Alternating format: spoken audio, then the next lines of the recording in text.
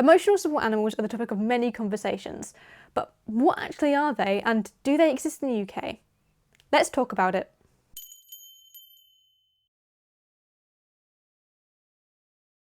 Hello, I'm Millie and welcome to the Sabre Collection. Today's topic of conversation is going to be one that you're going to get conflicting answers for, no matter who you speak to, whether that is the member of the community or a professional source. Do ESAs exist in the UK? We are going to be taking apart some tribunal and court cases to try and get an answer to this question. But first and foremost, a disclosure. A lot of what we're going to be discussing today is legal cases, and particularly as this is the case, it's incredibly important to remember that I am not a legal professional and this should not be taken as legal advice. At the end of the day, some of the analysis you're going to see in this video is going to be down to my own interpretation.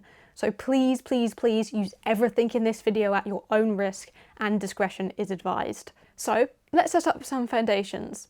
What is an emotional support animal? Well, the US is truly where they came into public awareness, so we're going to be taking our base definition from the ADA FAQ, which states, emotional support animals are animals that provide comfort just by being with a person, and they have not been trained to perform a specific job or task. This is going to be the primary definition we use in this video, with a couple extra little bits on top. One of these being, the handler of the ESA must be disabled under the Equality Act 2010. This definition is, a person has a disability if the person has a physical or mental impairment and the impairment has a substantial and long-term adverse effect on the person's ability to carry out normal day-to-day activities. Additionally, for the purposes of this video, we are only going to be talking about emotional support dogs. This is due to the limitations of the resources we're going to be using. So, if ESAs were covered by law, what would cover them? In Great Britain, that being England, Scotland and Wales, that would be the Equality Act 2010, while in Northern Ireland that would be the Disability Discrimination Act 1995. Today we are going to be talking about the Equality Act 2010 in particular, as all the cases are going to be under this law. From my understanding, the DDA works in a very similar way, but as there may be some small discretions here and there, it's important to understand that some of the cases today may not be entirely transferable. The primary way that we'd likely see emotional support animals covered would be through the Equality Act 2010's requirement for business and service providers to provide a reasonable adjustment for disabled people. One of these allowances would be allowing an auxiliary aid to be allowed into the business or service when they may not be usually allowed to be.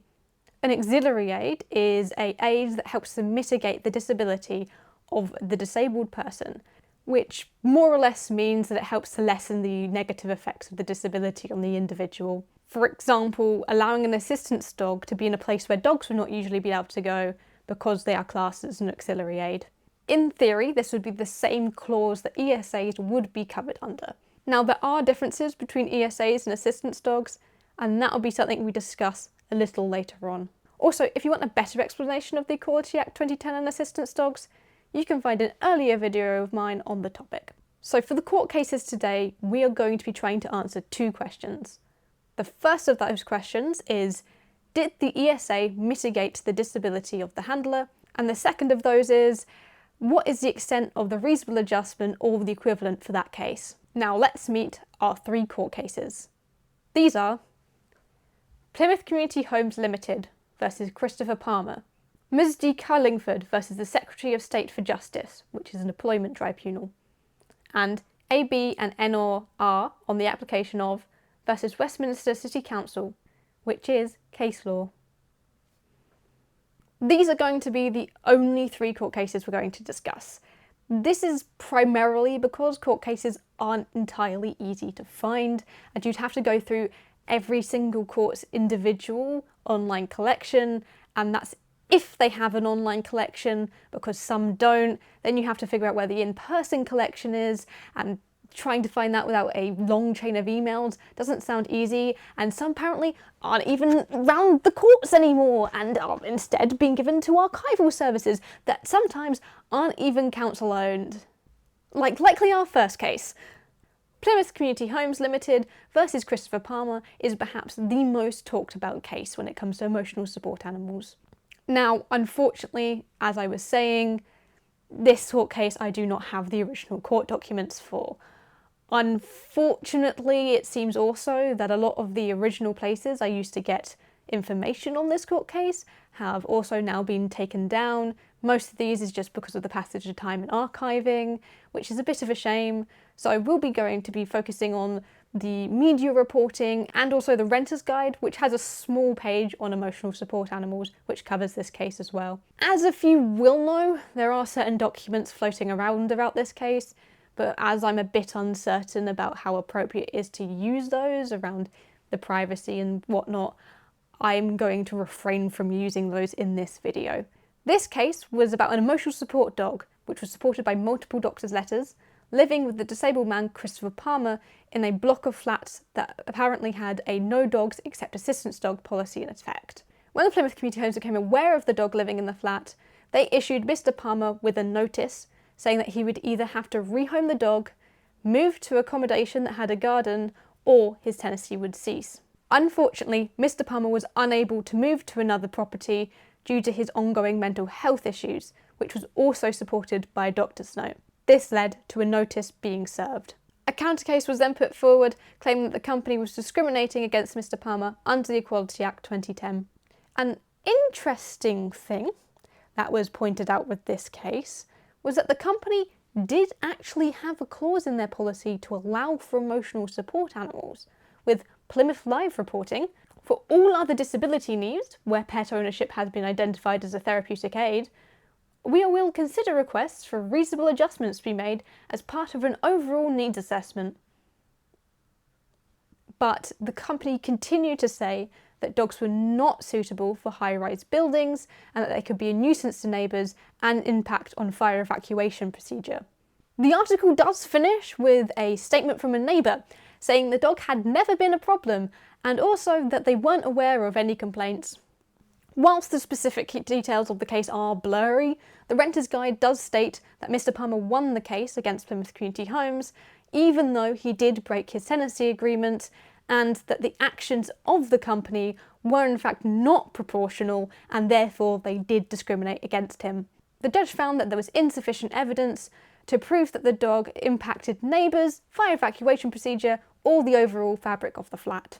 The judge did also point out that the blanket no dogs in flat policy was in fact not even in line with the company's pet policy to begin with. The defendant was awarded £2,500 and the dog was allowed to stay. So let's go back to our two questions. Did the ESA mitigate the disability of their handler? Yes. In this circumstance, even though the dog wasn't specifically trained, it was found that the ESA did mitigate the disability of the handler. Question 2. What was the reasonable adjustment? The reasonable adjustment was allowing the dog to stay in the flats, which usually wouldn't be allowed. However, I would like to incredibly emphasise that this case did involve a policy that would already have allowances for emotional support animals.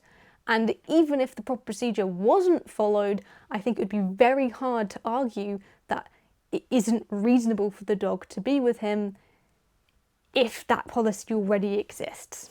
It's also important to recognise that all reasonable adjustment cases are on a case-by-case basis, and had the circumstances been slightly different, such as the dog was disruptive to neighbours or was damaging the flat, that this case could have gone differently.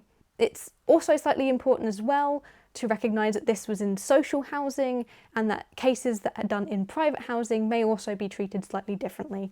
That being said, this was the first case where we could definitely say that there was some form of proof that emotional support can be considered a mitigation of a disability. However, that is not always the case, like our next case. This case is actually quite new and is the only publicly and easily available case that I know of that involves a non-housing situation, as it is instead an employment tribunal. This case is Ms. D. Cullingford versus Secretary of State for Justice. There are two parts of this case, a failure to make reasonable adjustments and a harassment claim, but we'll be only focusing on the reasonable adjustment side of this case for this video. Ms. Cullingford had unfortunately been diagnosed with cancer 3 times, and just before her third diagnosis had got a Yorkshire Terrier called Bella.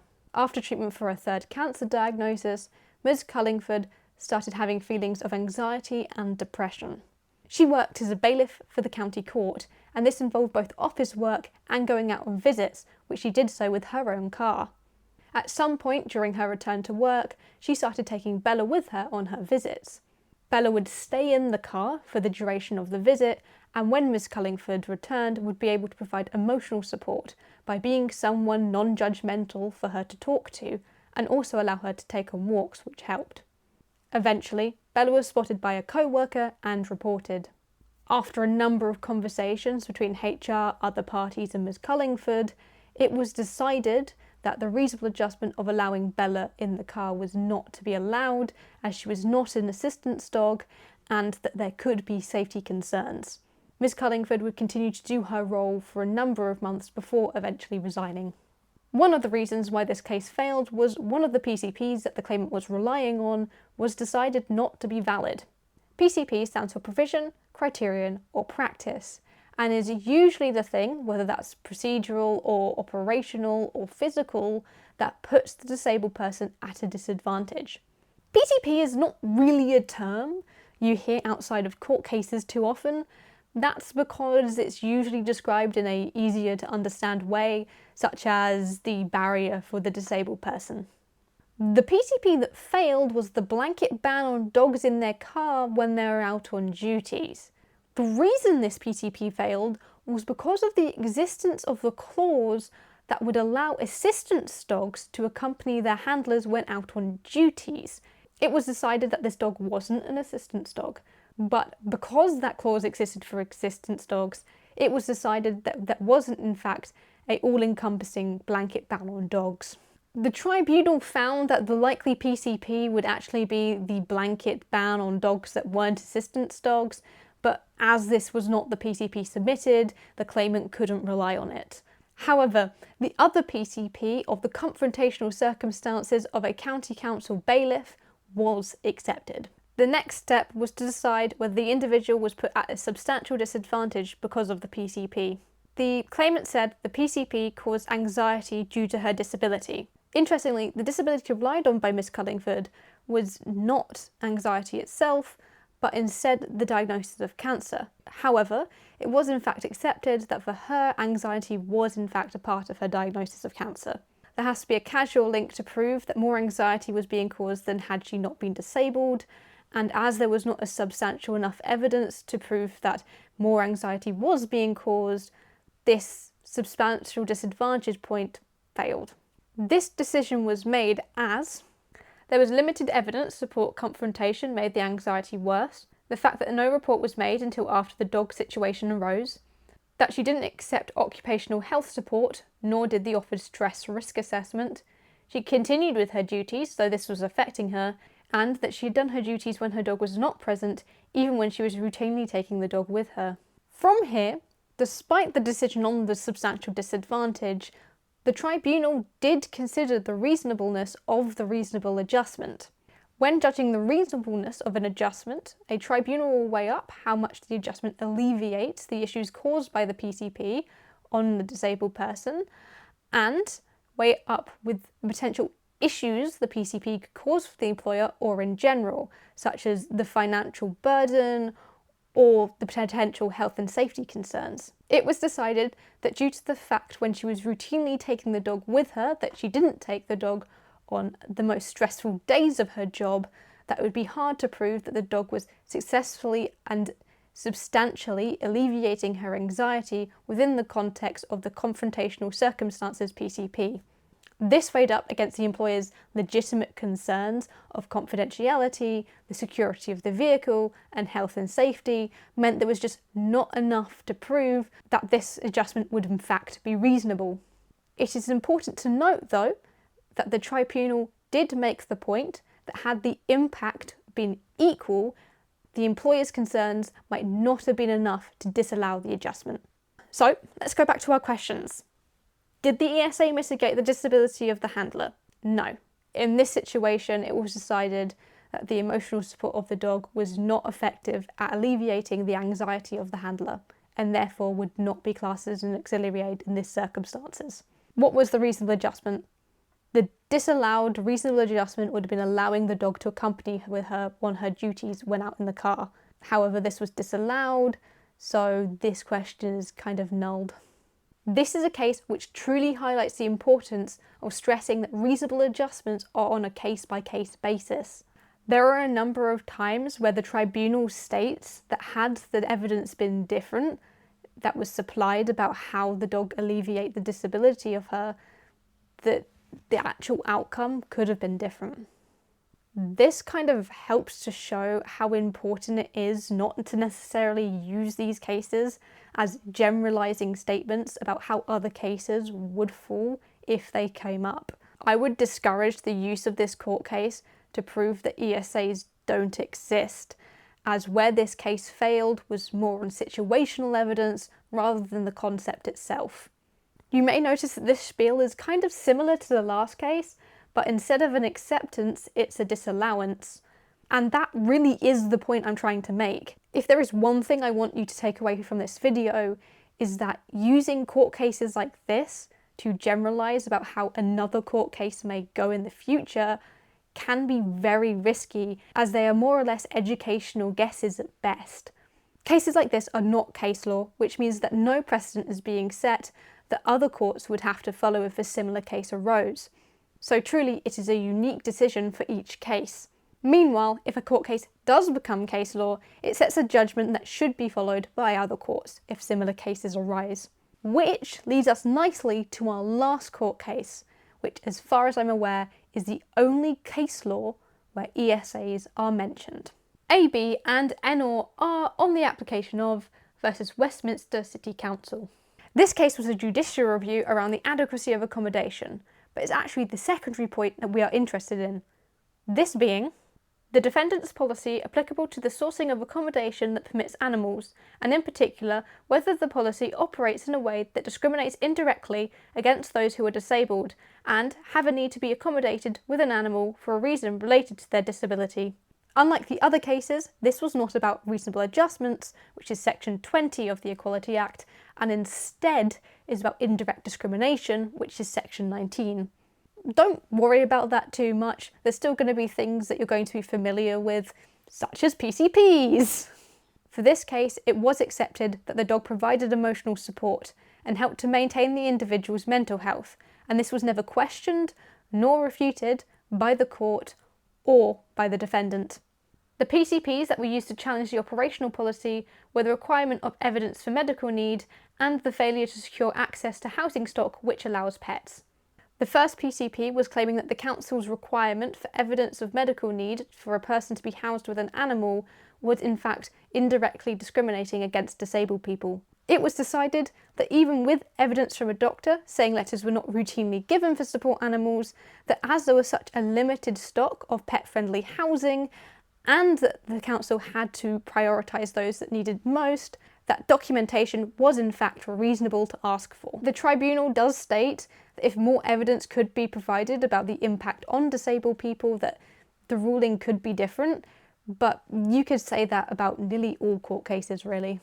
The decision made on the second PCP, which was the failure to secure access to housing that allowed pets, was that it was okay for councils to have pet-friendly housing on an ad hoc basis instead of rolling stock. I would also like to say in general that it's very murky how any of these cases, including this one, treat assistance dogs, as usually they're not treated the same as traditional animal and pets within these types of policies. Anyway, there's actually a lot more that you can read on this case that we haven't touched upon, and you can read that by following the link in the description to the National Archives, which is where you can read this case.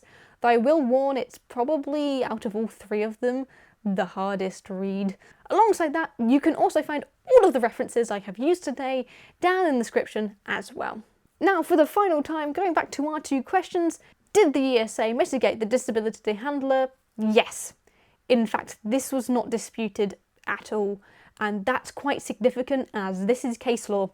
And two, and to be completely honest, I don't actually think this question is entirely applicable to this case, so I'm going to leave it. This case, in my opinion, is the firmest evidence if not indisputable alongside the first case, that it is possible for an emotional support animal to exist in the UK and also be classified and protected as an auxiliary aid under the Equality Act 2010. However, the extent of the rights of ESAs is simply not as clear as it is for assistance dogs.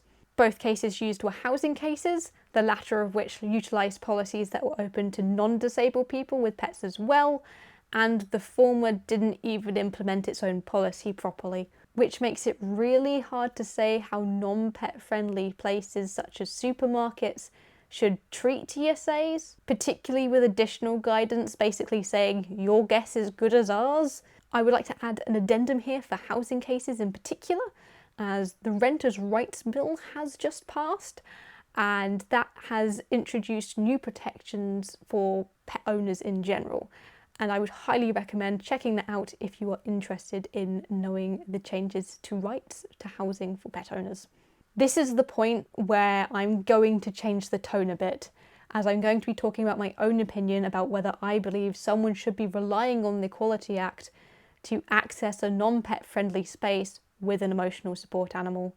And quite frankly, the quick answer is no. I really don't think they should be.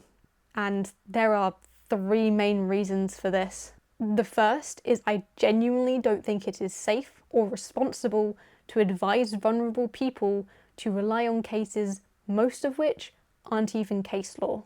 Second of all, it's often not fair on the dog. Assistance dogs are trained to deal with circumstances and situations that are quite sometimes unsafe and scary for an untrained dog to be in, and that could genuinely have quite a significant impact on the welfare of a dog that is not trained to be in those places. The third reason is that genuinely, if an ESA misbehaves in a non-pet friendly place, it could impact on the rights of assistance dogs. I think it's safe to say that the issue with untrained or poorly trained dogs accessing non-pet friendly spaces, whether that's with a disabled person or not, is getting worse. And truly, we are one high-profile incident where someone gets injured or there is significant destruction away from potentially a knee-jerk reaction to take place and for restrictions to be put onto assistance dogs and their handlers. And that could be genuinely quite unreasonable and hard as an assistance dog handler to deal with. So for the time being, if someone asks me, do ESAs exist in the UK? My most likely answer will actually be there is no equivalent to the USA's ESA system, as even if ESAs do exist in the UK, the actual procedure around them would be different than how it is in the US. At this point, if you're not very familiar with the topic, there may be an outstanding question that you feel is unanswered or that you're presumed to already know, and that is, what is the difference between an assistance dog and an emotional support animal? Unfortunately, to go into details on this, we will have to look at guidance and parliamentary questions, and that genuinely would make this video incredibly long.